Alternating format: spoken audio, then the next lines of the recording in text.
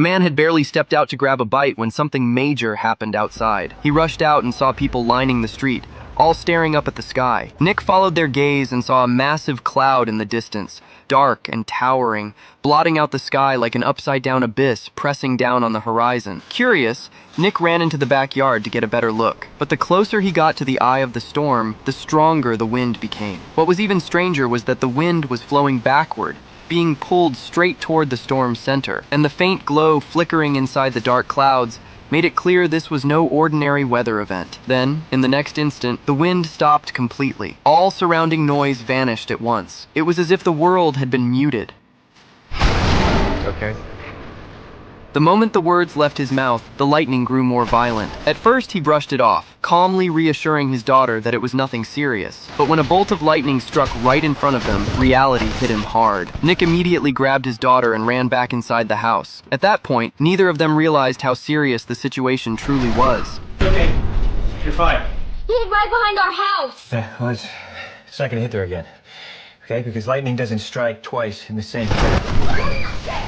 They hurried under the table as lightning outside began striking over and over again, hitting the exact same place repeatedly. After a long while, the lightning finally subsided. When Nick went downstairs, he discovered that every appliance and electronic device in the house was completely dead. Outside, the streets were already in chaos. Cars were abandoned along the road, panic spreading through the crowd. Nick spotted his son Robbie making his way home. From him, Nick learned that near the church on Lincoln Avenue, lightning had struck the same spot 26 times, blasting a massive crater into the ground. Nick told Robbie to go home and look after his sister, then headed toward Lincoln Avenue to see what was going on. By the time he arrived, the area was packed with people. Nick pushed through the crowd and saw the crater still steaming intensely. Scattered stones around it had been crystallized by the extreme heat. Suddenly, someone noticed the ground was shaking. Before anyone could react, the earth began cracking outward from the crater at an alarming speed.